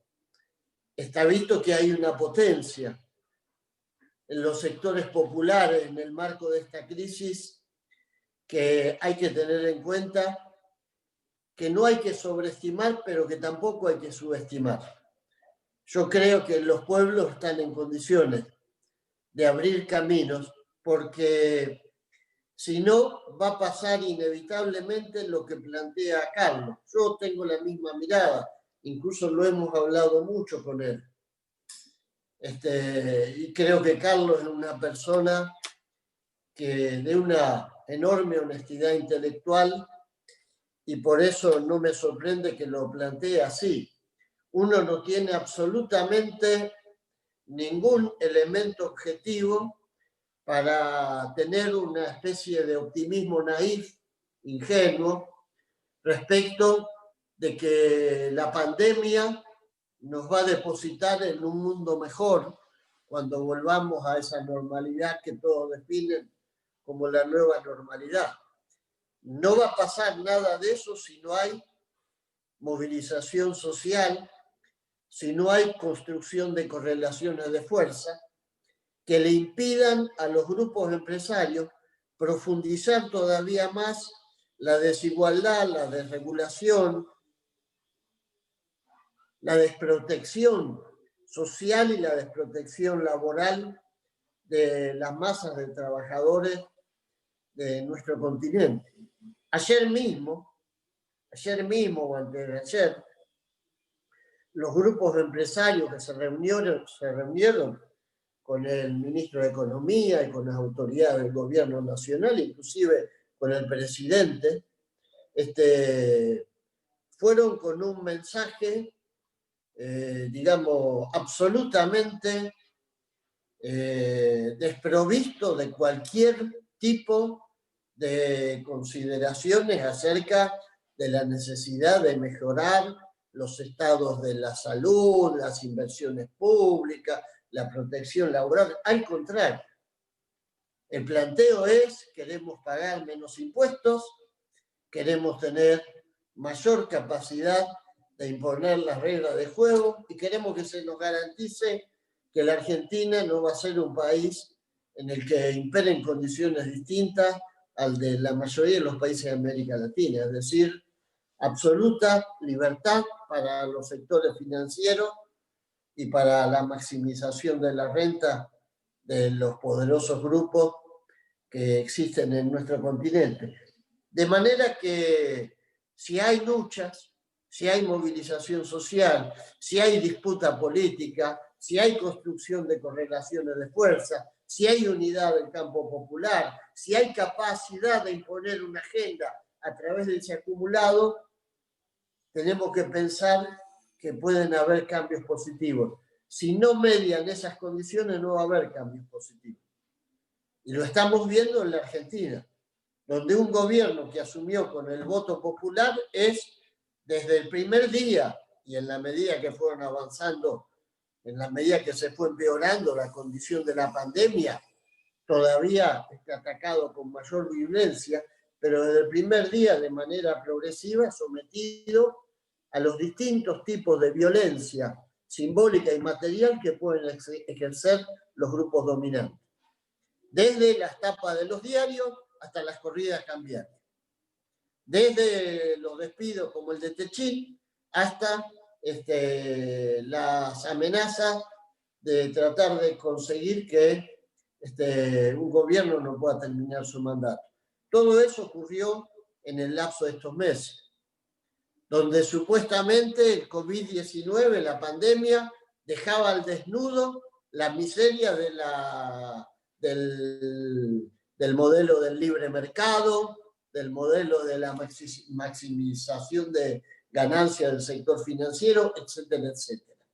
Es decir, creo que estamos en un punto en el que, tal como lo demuestra el plebiscito de Chile, el triunfo en Bolivia y la propia realidad de nuestro país, tenemos que construir las condiciones para enfrentar y para poder derrotar en el plano de las ideas y en el plano de la construcción de nuevas relaciones al interior de la sociedad, a través de leyes, a través de medidas de gobierno, a través de reformas estructurales, de modelos que recuperen la noción de la justicia social, de la seguridad social, de la protección a los que menos tienen. Yo me formulaba la siguiente pregunta mientras escuchaba a los compañeros que me precedieron, a las compañeras que me precedieron. ¿Cuál hubiese sido la situación si hubiésemos tenido esta pandemia en un país como el que teníamos antes de la dictadura genocida, en términos sociales? 95% de los trabajadores bajo convenio, 95% de los trabajadores con seguridad social, 95% de los trabajadores con cobertura de salud. ¿Hubiese sido mejor o hubiese sido peor la situación de la población más protegida o menos protegida. Hubiésemos tenido menos pérdida en términos económicos o más pérdida. Está claro que todo hubiese sido mejor. Está claro que los que han sufrido la peor cuota de penuria en esta situación que estamos viviendo son aquellos sectores populares que han quedado en el terreno ese de indefensión, en la intemperie que significa la informalidad laboral, o peor todavía, en la situación extrema de la desocupación, pero son millones de trabajadores. Y hay un Estado volcando recursos, pero hay grupos económicos que fundamentan su intento de ponerle fin al gobierno, porque lo están diciendo así, o lo decían así, ahora bajaron un poquito el tono, pero cuando Duhalde hablaba de que olía sangre, de que veía explosiones, de que veía un estado preanárquico, era uno de los que le habían puesto pila para que saliera a anunciar el apocalipsis. Y ese apocalipsis lo anunciaban porque decían, no puede ser, no cierra la ecuación económica de que el Estado siga pagando ATP, de que el Estado siga pagando IFE, de que el Estado siga emitiendo dinero, no cierra. Nosotros tenemos que sacar los dólares del país porque esa ecuación económica no cierra. Es decir, que para estos grupos poderosos, si hubiese estado en sus manos el gobierno, o si hubiesen tenido a un títere, como lo tenían a Mauricio Macri cuando gobernaba, la salida era que se muera lo que se tenga que morir. Por eso creo que eso los descalifica para hablar de democracia. Eso les quita autoridad, pero no solamente en el plano moral, porque la moral les interesa poco. En el plano efectivo de la construcción de políticas públicas, no están en condiciones de ofrecer políticas públicas para que un país funcione. Lo demostró palmariamente Mauricio Macri, que aplicó de la A hasta la Z todo lo que estos poderosos grupos, llámese Techín, Arcor, Pagani, Manieto y toda esa familia de poderosos, Mauricio Macri aplicó todo eso de la A hasta la Z. Y el país fue inviable. Es más, su propio gobierno fue inviable, aún con los fondos del FMI. El FMI hoy reconoce que vino a la Argentina, que recurrió a la decisión extrema de batir los récords de un préstamo para que un presidente como ese pudiera sobrevivir a su propio fracaso, a su propio desastre. Y no lo pudo hacer. Gran mérito, como decían acá, y le agradezco a Carlos, a la compañera Basualdo, el reconocimiento, gran mérito de la resistencia popular. La foto que nos sacamos ayer con Evo tiene que ver con eso. Tenemos muchas diferencias entre muchos sectores del movimiento sindical. Ayer en esa foto estuvo Daer, Pablo Moyano, Sergio Palazzo, Cachorro Godoy, Baradel, estuve yo, estábamos todos alrededor de la mesa festejando, es la palabra, festejando el hecho de que a un año de ese golpe prácticamente Evo pueda volver. Y tenemos muchas diferencias, esos dirigentes sindicales que estábamos ahí entre nosotros. Pero el día que pudimos hacer todos juntos, todas las centrales, el 27 de abril, creo que fue, si no me falla la memoria, el acto juntos para exigir la ley antidespido al gobierno de Mauricio Macri, que recién comenzaba a caminar, ese día empezamos a cambiar la suerte que parecía que estaba echada en contra de los sectores populares. Con todas las diferencias del mundo que teníamos en ese momento y que seguiremos teniendo. De paso, aprovecho para recordarlo hoy al compañero Agustín Tosco, que,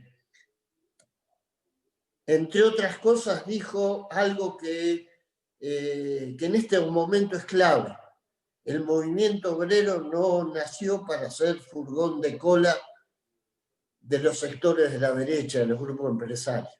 Y en eso creo que lo que plantea Carlos es un aporte importantísimo.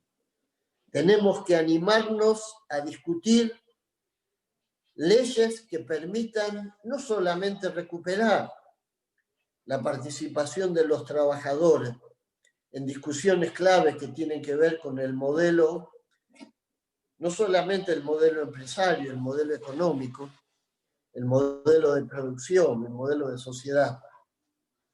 Tenemos que habilitarnos para salir de ese gueto de certificación de las ideas en el que nos pusieron cuando los neoliberales proclamaron el fin de la historia. La historia no se terminó. Mal que la especie, no se terminó la historia. Y nosotros tenemos que discutir en la Argentina, haciendo pie en lo que significa el movimiento obrero de la Argentina. Porque este es un país donde el 17 de octubre de 1945, una revuelta popular, una pueblada, un argentinazo le llamaríamos ahora, reposicionó a alguien que estaba preso y pensando en que sus días políticos se habían terminado. Y si surgimos desde ahí, en esta última etapa de mitad del siglo pasado, tenemos que ser capaces de plantear de qué manera en este momento podemos levantar propuestas que signifiquen evitar que por decantación la crisis la paguen los que menos tienen. Evitar que por inercia de lo que significa la pandemia y el neoliberalismo, las dos cosas juntas, terminemos todavía en un lugar peor que en el que nos dejaron esas políticas neoliberales en este momento. ¿Es posible hacerlo? Sí. Pero tenemos que ser conscientes de que se trata no de tener buenas ideas, de tener buenas ideas y de tener la fuerza social desplegada en el momento que hace falta para que esas cosas sean posibles. Y tenemos un ejemplo concreto. Una propuesta, si se quiere, módica. Aporte de las grandes fortunas personales de este país, solidario, por única vez, de manera extraordinaria.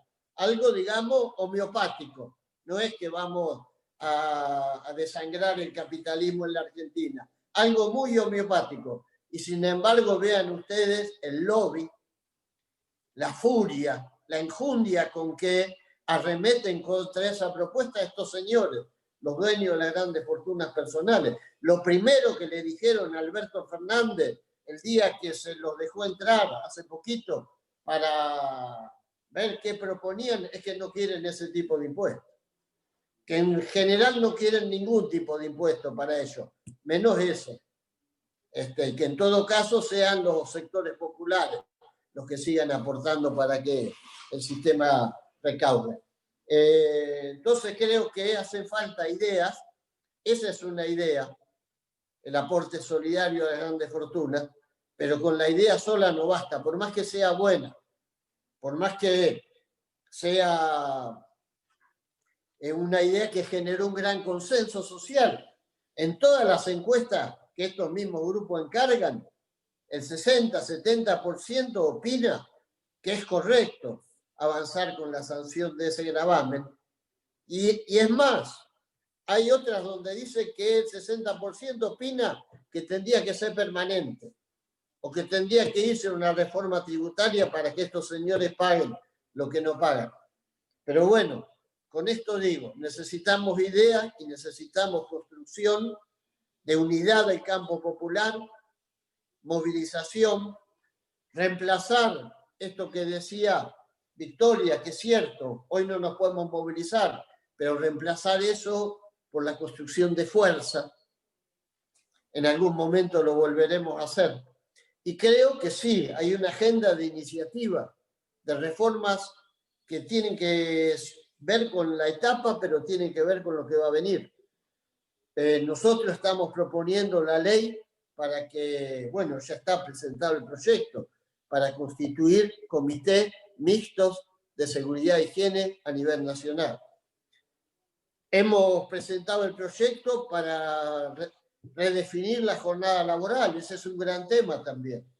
Hay que reducir la jornada laboral. La Argentina tiene la jornada vigente, la jornada laboral de hace 100 años cuando se constituyó la OIT, 101 años, 48 horas. Estamos proponiendo llegar a la que muchos países tienen hoy y creo que voy a tomar una propuesta de Carlos.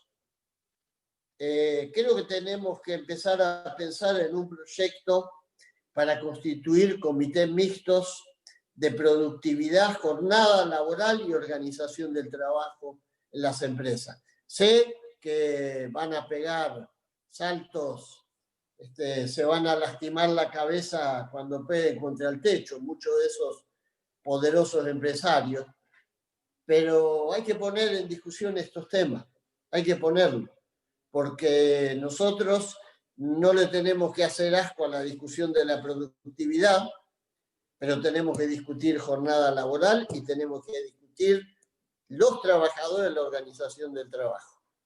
Porque esto tiene que ver también con la pandemia. Todos sabemos que esto que estamos sufriendo no va a ser la última ola, que van a venir otras olas, que van a ser todavía peores. Todos lo sabemos. Entonces creo que tenemos que empezar a prepararnos para garantizar que las pérdidas no sean brutales como son en este momento. Así que bueno, estas son algunas de las ideas que quería tomar de lo que plantearon los compañeros. Gracias. Muchísimas gracias, Hugo, por tu aporte fundamental. Hay un montón, pero un montón de gente siguiendo, hay un montón de comentarios, de saludos, de reconocimientos. Nos queda mucho rato, porque tenemos que entregar, como el Congreso tiene un montón de actividades, tenemos que entregar el canal para la próxima actividad, pero voy a leer, aunque sea 2 o 3 preguntitas, así por lo menos podemos tener una mínima segunda rueda. Una primera de Roberto, que bueno, preguntaba, creo que al principio por un colaborador, preguntaba.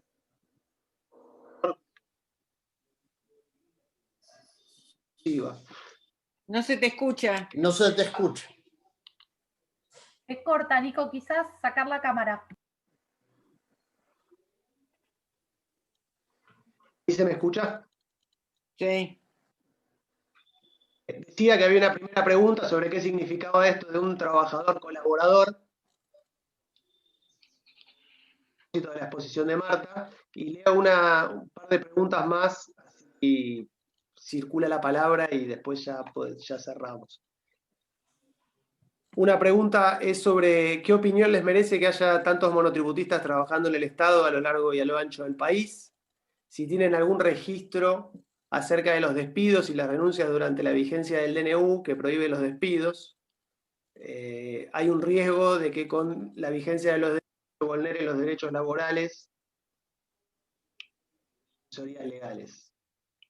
Última pregunta que dice, ¿consideran que la ley de teletrabajo puede ser una oportunidad para descentralizar del AMBA la fuerza laboral que pudiera trabajar remotamente desde sus provincias, recomponiendo el tejido social perdido por la falta de oportunidades de formación, etcétera? Preguntitas, si alguno quiere tomar la palabra. No sé, Vicky, vos querías, creo que, comentar algo, y después damos cierre. Dale, Nico, si querés yo retomo lo del DNU y lo del empleo estatal, que me parece muy importante, porque estamos hablando hacia adelante en la pospandemia y estamos hablando de grandes lineamientos, pero creo que hay asignaturas concretas ahora, ¿no? En la urgencia. Y una de las cuestiones es efectivamente que siguen produciéndose despidos y suspensiones, en algunos casos a partir de una pequeña trampa que es invocando un inciso de la ley de contrato de trabajo que es a partir del acuerdo de los sindicatos. Entonces efectivamente mediante ese medio se siguen produciendo despidos y suspensiones. Hay una gran cantidad de puestos de trabajo que se pierden, que no se pueden medir claramente, porque muchos de ellos tienen procesos de registro, o no son registrados, y entonces toda la pérdida de esos puestos de trabajo no se ven, o bien provienen de cierres de establecimientos, entonces en ese caso tampoco se puede prohibir, digamos. Entonces creo que la cuestión de despidos y suspensiones es una agenda urgente. Y por otro lado, lo del empleo estatal, cuando yo me refería a la persistencia de la tercerización laboral y las formas de contratación precarias, incluso durante etapas de crecimiento, también me refería a la preocupación por el Estado, ¿no? Digo, hoy tenemos una situación del empleo estatal con salarios tremendos, enormemente bajos como producto del macrismo, que además tuvo un desprecio sistemático respecto del empleo estatal.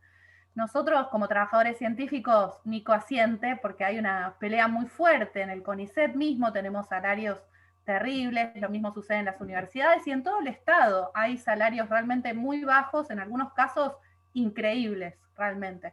Entonces creo que está buena, esas preguntas vienen bien para poder ver que hay una planificación hacia adelante en la salida de la pandemia, pero hay también cuestiones muy urgentes de condiciones de trabajo, de cuestiones salariales. Realmente hay procesos de pelea y de organización. La lucha dentro del CONICET es un ejemplo, hay todo tipo de cosas, ¿no? Digo, desde virtuales hasta algunas presenciales que son en todo caso más complejas en este contexto, pero claramente creo que en el Estado hay una necesidad de recomposición que pasa primero por la revalorización del papel del Estado, que creo que claramente está en marcha y que es una línea importante hacia adelante, pero además por la cuestión salarial y de condiciones de trabajo que creo que es urgente, ¿no?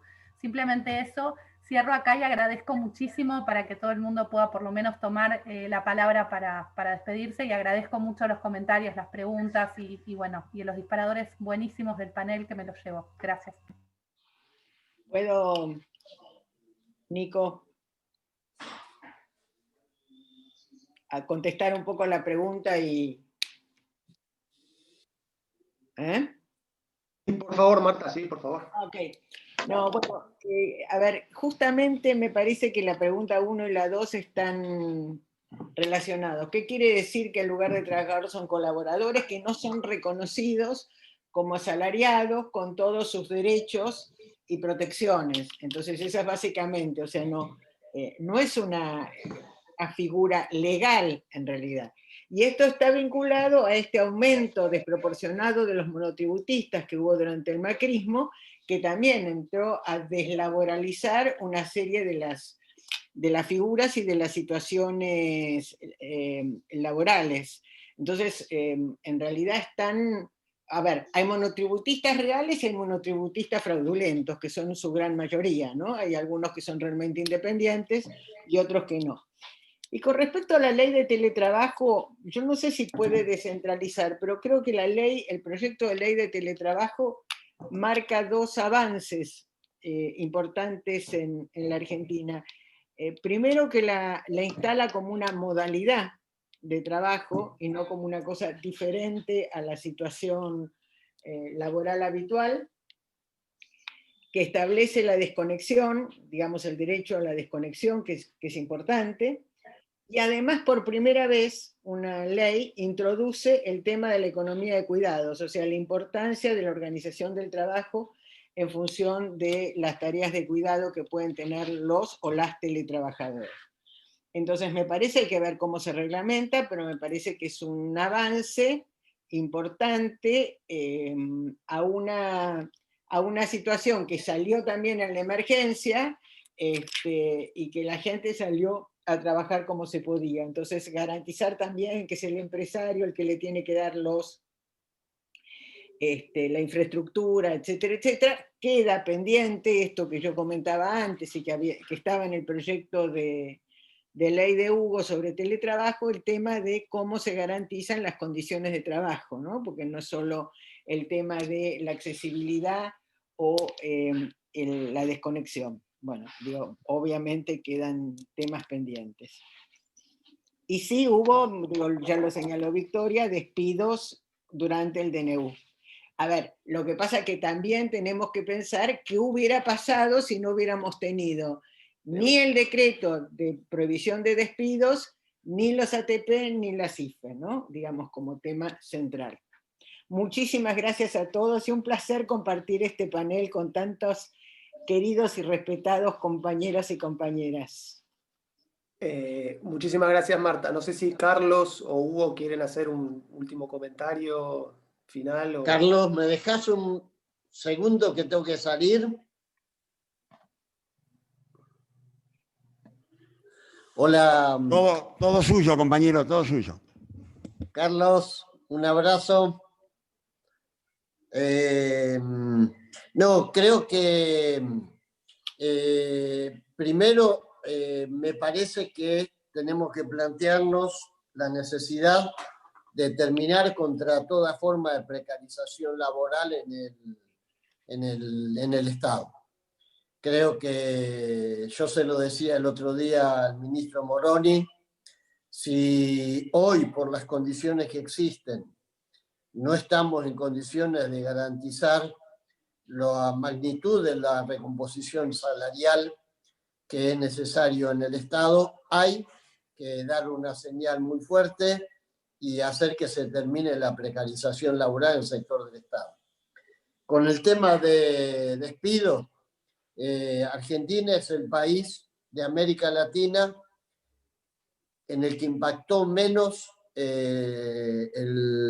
la pandemia en términos de pérdida de fuentes de trabajo en el sector formal, porque hubo protección y posibilidad de que la protección llegara.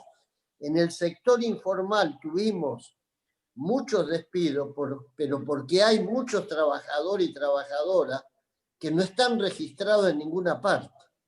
Ejemplo, pongo un ejemplo, los jardines, esos jardines maternales que funcionan precariamente, que son como guarderías que existen en muchos barrios, que no están registrados en ninguna parte sus trabajadores y trabajadoras. Cuando se los quiso auxiliar con las ATP, no había manera de hacerlo, no había forma, porque no existen. Entonces, vuelvo a lo mismo. Creo que el tema de la informalidad laboral es un tema que tenemos que tratar de empezar a resolver contracorriente. Y creo que en este momento está habiendo luchas por recomposición de salario.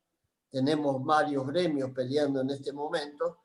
Los empresarios van a tratar de hacerse fuertes con la idea de que justamente por las condiciones que imperan, donde tenemos la cancha inclinada en contra de los trabajadores, a pesar de las medidas que ha tomado el gobierno, que son importantes en términos protectorios, ellos van a intentar imponer sus condiciones. Bueno, los tengo que dejar porque justamente hay una reunión para empezar a discutir reglamentación de teletrabajo. Así que les dejo un abrazo grande. Me pareció una excelente convocatoria y un gusto estar con mi amigo Carlos, con Victoria, con Marta y con los organizadores de este encuentro. Gracias. Bueno, muchísimas gracias. Me están apurando que nos van a cerrar la sala porque tiene que empezar otra. Les agradezco muchísimo, pero muchísimo a todos, fundamentalmente a los panelistas, a Victoria, a Marta, a Carlos. Especial agradecimiento por el madrugón que te hicimos pegar, por los aportes, por supuesto, y a Hugo. Ha sido un panel de lujo realmente. Ojalá que podamos en otro momento tener oportunidad para seguir intercambiando. Muchísimas gracias a todos y todas, también los que han participado por los chats, y bueno, cerramos esta mesa para dar lugar a la que viene. Y muchas gracias a vos, Nicolás. Por favor, muchas gracias y un gran abrazo. Gran abrazo a todos. Nicolás, ¿te puedo pedir un favor? Por el supuesto. chat, ¿lo podés mandar? ¿El qué, ¿Se perdón? puede mandar? No sé cómo es técnicamente. ¿El porque chat? hay algunas preguntas que me gustaría ver. Pregunto cómo es, yo tampoco sé cómo es Sí, técnicamente. podemos enviar el chat, yo te puedo mandar el chat, Nicolás, Dale. si me pasas Perfecto. tu mail y Dale. vos se lo reenvías después. Se lo reenvío a Carlos. Muchísimas Muchísimas gracias. gracias. Un abrazo a todos. Marta, Muchas Victoria, Nicolás, Hasta gracias. luego, gran Hasta luego, cariño. Carlos, gracias a todos y todas.